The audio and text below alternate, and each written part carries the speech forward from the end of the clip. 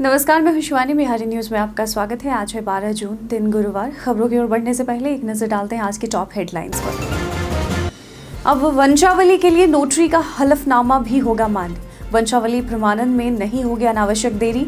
जातीय आवास और पेंशन जैसी योजनाओं में अब वंशावली बनवाना होगा आसान। बिहार को मिला पहला डबल डेकर फ्लाईओवर। 2 मिनट में पीएमसीएच से पटना यूनिवर्सिटी पहुंचेंगे लोग। सीएम नीतीश ने कहा, यह सिर्फ पुल नहीं बल्कि बिहार की पहचान बदलने वाली एक दृष्टि है। अब जीविका दीदियों को मिलेगा सीधा व्यक्तिगत ऋण। समूह नहीं, अब खुद के नाम पर ऋण लेंगी दीदियां। सिडबी और वुडन वर्ल्ड बैंकिंग की पहल। अगले 24 घंटे में बिहार के 18 जिलों में भारी बारिश और वज्रपात का अलर्ट। पटना समेत 18 जिलों में गरज चमक के साथ तेज बारिश की चेतावनी। कमजोर पड़ सकता है इस बार का मानसून। जमुई में 13 जून को लग रहा है रोजगार मेला। 18 से 30 वर्ष के युवाओं के लिए सुनहरा मौका। एनसीएस पोर्टल पर रजिस्ट्रेशन जरूरी, साथ लाएं जरूरी डॉक्यूमेंट्स। अब ट्रेन टिकट कंफर्मेशन की सूचना 24 घंटे पहले मिलेगी। योजना सफल रही तो देश भर में लागू होगी। प्लानिंग होगी आसान। विराट नहीं तो खालीपन जरूर होगा। इंग्लिश बल्लेबाज ओली पॉप की प्रतिक्रिया। कोहली की कमी इंग्लैंड को भी खलेगी। तो ये थी आज की टॉप हेडलाइंस। अब नजर डालते हैं उन 25 बड़ी खबरों पर जो आपके लिए जानना है जरूरी। इंडियन कोस्ट गार्ड में भर्ती के लिए आवेदन शुरू। इंडियन कोस्ट गार्ड ने नाविक और यांत्रिक समेत कुल 630 पदों पर भर्ती निकाली है। आवेदन प्रक्रिया 11 जून 2025 से शुरू हो चुकी है, जो कि 25 जून 2025 तक चलेगी। उम्मीदवार official website join Indian coast guard .cdac.in पर जाकर आवेदन कर सकते हैं। क्वालिफिकेशन की बात करें तो नाविक जनरल ड्यूटी के लिए मैथ्स और फिजिक्स के साथ 12वीं पास, डोमेस्टिक ब्रांच के लिए 10वीं पास और यांत्रिक पदों के लिए 10वीं पास के साथ संबंधित क्षेत्र में डिप्लोमा होना अनिवार्य है। आयु सीमा 18 से 22 वर्ष है। Selection computer based exam, physical test, medical आदि से होगा। आवेदन शुल्क 300 रुपये है। सैलरी 21,700 रुपये से लेकर 29,200 रुपये प्रति माह तक है। बिहार में वंशावली प्रमाणन की प्रक्रिया हुई आसान। बिहार सरकार ने वंशावली से संबंधित शपथ पत्र यानी हलफनामा को लेकर नया गाइडलाइन जारी किया है, जिससे आम जनता को अब परेशानियों का सामना नहीं करना पड़ेगा। पंचायती राज विभाग के सचिव मनोज कुमार ने स्पष्ट किया है कि वंशावली की घोषणा अब नोटरी पब्लिक या कार्यपालक दंडाधिकारी में से किसी एक द्वारा प्रमाणित होने पर वैध मानी जाएगी। पहले कई पंचायत सचिव व कार्यपालक दंडाधिकारी से प्रमाणन की अनिवार्यता जताकर प्रक्रिया में अनावश्यक देरी करते थे और यह शपथ पत्र जाति, आवास, आय, पेंशन आदि योजनाओं में उपयोगी होता है। सरकार ने स्पष्ट किया है कि अब यदि नोटरी से प्रमाणित शपथ पत्र उपलब्ध है तो वंशावली निर्माण में कोई बाधा नहीं डाली जानी चाहिए।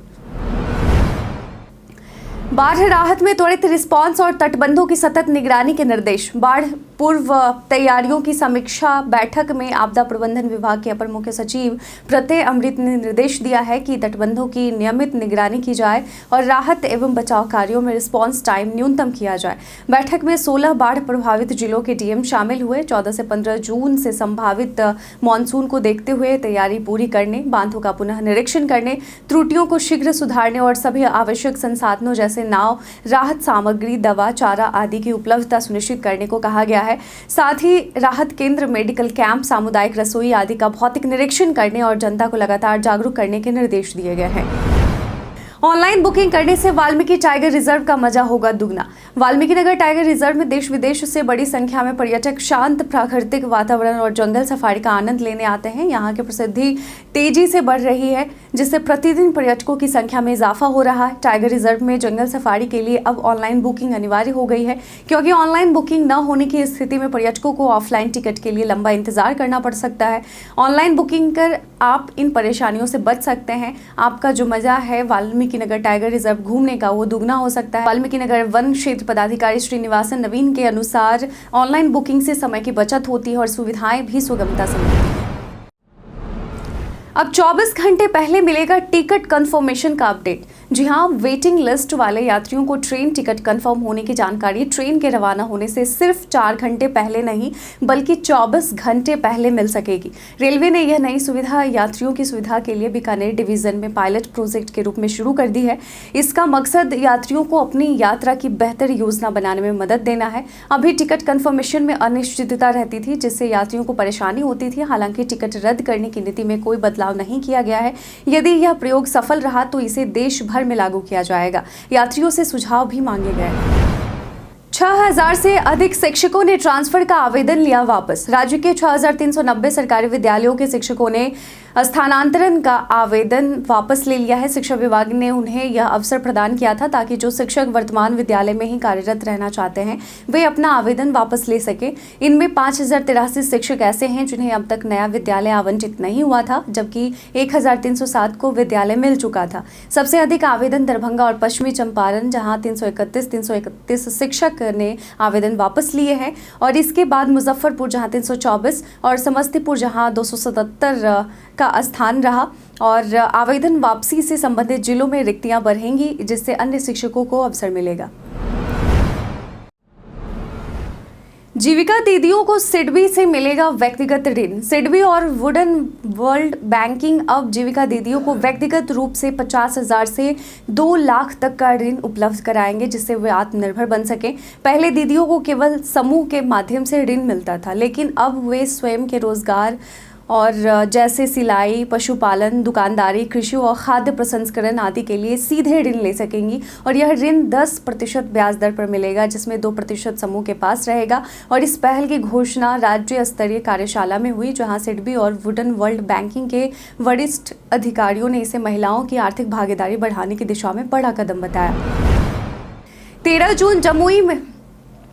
13 जून को जमुई में लग रहा रोजगार मेला। बिहार के जमुई जिले में 13 जून को 1 दिवसीय रोजगार मेला आयोजित किया जाएगा, जो सुबह 10 बजे से शाम 4 बजे तक जिला मुख्यालय के श्रम भवन सोनपे परिसर में चलेगा। यह मेला 18 से 30 वर्ष के युवाओं के लिए एक सुनहरा अवसर है, जहां बिना किसी इंटरव्यू या परीक्षा के सीधे भर्ती की जाएगी। उम्मीदवारों को सिर्फ अपनी शैक्षणिक प्रमाण पत्रों की छाया प्रति, आधार कार्ड, पासपोर्ट साइज फोटो और बायोडाटा साथ लाना होगा। मेले में कई निजी कंपनियां भाग लेंगी। साथ ही स्वरोजगार प्रशिक्षण और लोन योजनाओं की जानकारी भी दी जाएगी। एनसीएस पोर्टल पर रजिस्ट्रेशन अनिवार्य है।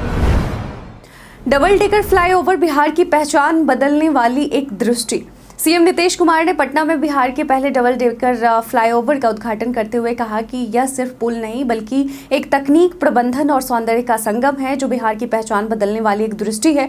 उन्होंने इसे स्मार्ट मोबिलिटी मिशन की बड़ी उपलब्धि बताया। नितिन नवीन, जो शिलान्यास और उद्घाटन दोनों समय पथ निर्माण मंत्री रहे थे बिहार के, उन्होंने बताया कि 3 साल में पूरा हुआ यह प्रोजेक्ट पटना के सबसे भीड़भाड़ वाले अशोक राजपथ में एक बड़ी इंजीनियरिंग उपलब्धि है। उन्होंने कहा कि फ्लाईओवर से पीएमसीएच और पटना यूनिवर्सिटी तक की यात्रा अब सिर्फ 2 मिनट की होगी और 51 किताब की दुकानों को टूटने से बचाकर छात्रों की सुविधा को ध्यान में रखकर ये डबल डेकर बनाया गया है। सोनाक्षी सिन्हा के सुपरनेचुरल थ्रिलर निकिता रॉय का ट्रेलर रिलीज। सोनाक्षी सिन्हा की सुपरनेचुरल थ्रिलर निकिता रॉय का ट्रेलर रिलीज हो गया है। फिल्म को उनके भाई कुश एस सिन्हा ने निर्देशित किया है और यह एक इन्वेस्टिगेटिव स्टोरी है जिसमें हॉरर और सस्पेंस का मिश्रण है। सोनाक्षी इसमें एक जासूस का किरदार निभा रही हैं, जो रहस्यमय हीलर अमर देव यानी परेश रावल की सच्चाई उजागर करने में जुटी हैं। अर्जुन रामपाल एक पैरानॉर्मल रिसर्चर के रूप में नजर आते हैं। फिल्म 27 जून 2025 को सिनेमाघरों में रिलीज होगी। यह सोनाक्षी की 3 साल बाद बड़े पर्दे पर वापसी है। फिल्म की कहानी पवन कृपलानी ने लिखी है, जो थ्रिलर शैली में माहिर माने जाते हैं। बीपीएससी टीआरई 3 अभ्यर्थियों ने शिक्षा मंत्री के गाड़ी के आगे लेट कर किया विरोध। शिक्षा मंत्री सुनील कुमार राजकीय उर्दू पुस्तकालय के नए भवन के उद्घाटन कार्यक्रम में भाग लेने के बाद बाहर निकले तो आंदोलनकारी अभ्यर्थियों ने उनकी गाड़ी को घेर लिया।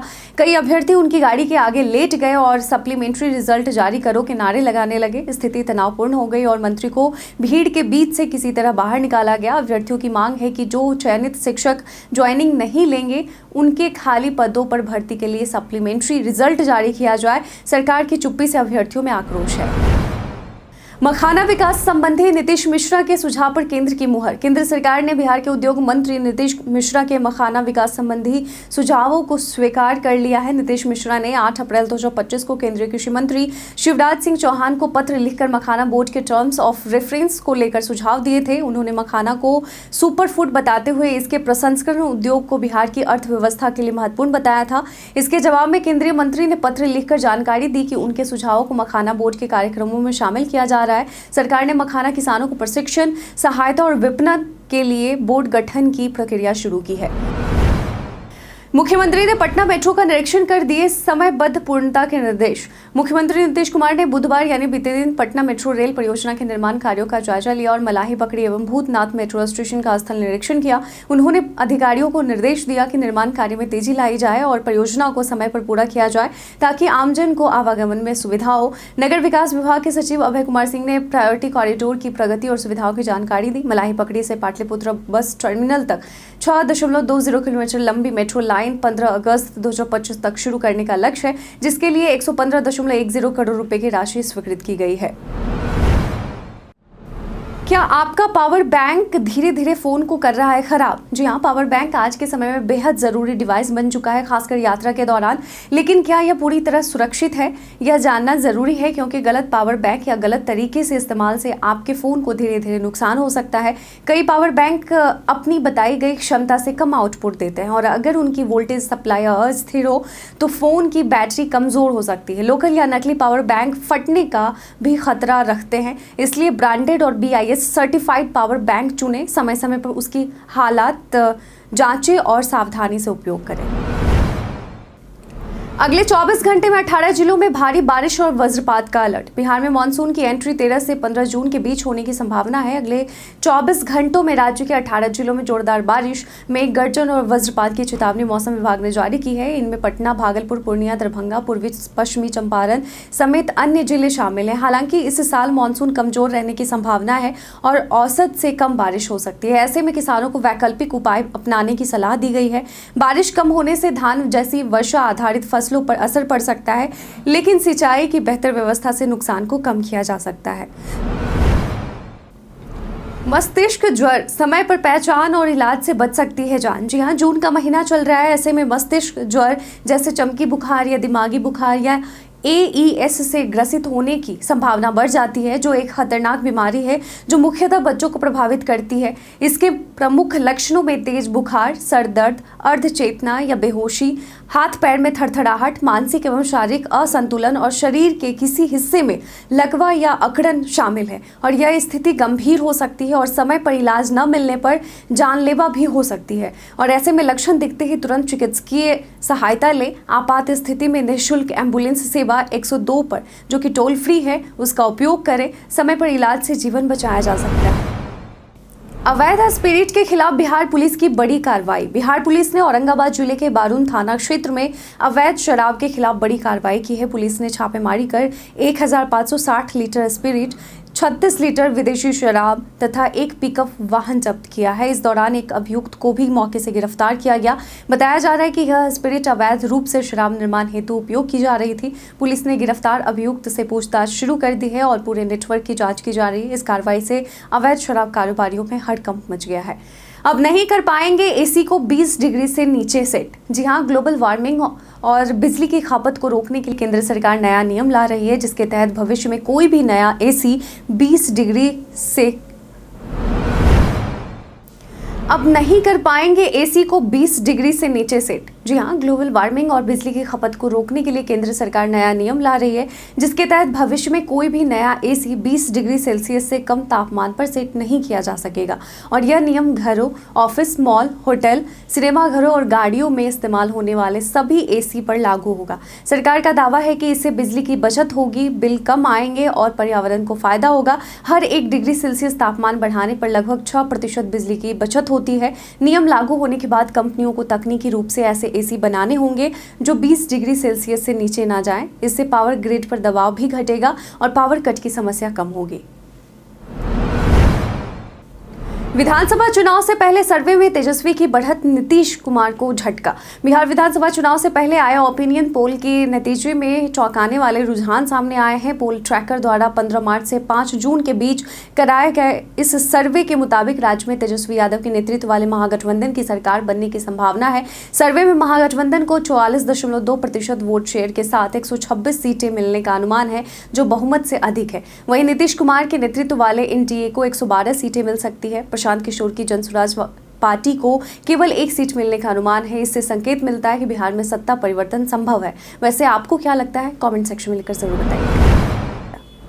विधानसभा सीट पर चिराग कुशवाहा की दावेदारी पर श्रवण कुमार का बड़ा बयान। बिहार विधानसभा चुनाव को लेकर अभी तक एनडीए में सीट बंटवारे पर बातचीत शुरू नहीं हुई है। जदयू नेता और ग्रामीण विकास मंत्री श्रवण कुमार ने कहा कि एनडीए के नेता जब बैठेंगे तब सभी विवाद सुलझ जाएंगे। उन्होंने चिराग पासवान और उपेंद्र कुशवाहा की सीटों की दावेदारी पर कहा कि एनडीए एकजुट है और सभी नेताओं की सहमति से सीटों का बंटवारा होगा। मुख्यमंत्री नीतीश कुमार ने 225 सीट जीतने का लक्ष्य तय किया है।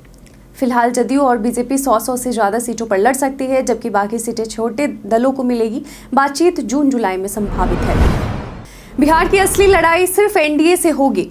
बक्सर जिले के डुमरांव में जनसभा को संबोधित करते हुए जनसुराज के संस्थापक प्रशांत किशोर ने बड़ा दावा किया है कि आगामी विधानसभा चुनाव में बिहार की असली लड़ाई सिर्फ एनडीए से होगी, जबकि राजद नेतृत्व वाला महागठबंधन तीसरे स्थान पर चला जाएगा। उन्होंने गरीबी, बेरोजगारी और पलायन को जनसुराज की मुख्य लड़ाई बताया और दावा किया कि 1 साल में पलायन पर रोक लगाई जाएगी। बक्सर को अपना घर बताते हुए उन्होंने भावुक होकर कहा कि यहाँ की मिट्टी से उन्हें प्रेरणा मिली। विपक्ष द्वारा भीड़ न जुटने के आरोपों पर उन्होंने कहा कि जनसुराज की सभाएं जन सैलाब में बदल रही है।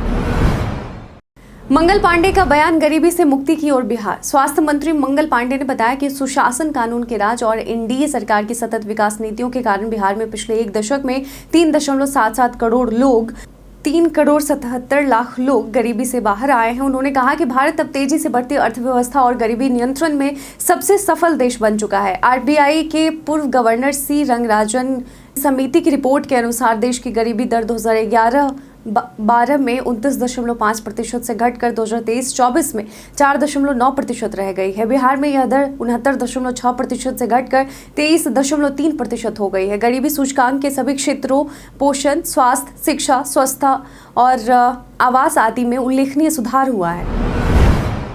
इंग्लैंड को भी खलेगी विराट की गैर मौजूदगी। भारत और इंग्लैंड के बीच 20 जून से शुरू हो रही 5 टेस्ट मैचों की सीरीज से पहले इंग्लैंड के बल्लेबाज ओली पोप ने विराट कोहली की अनुपस्थिति पर प्रतिक्रिया दी है।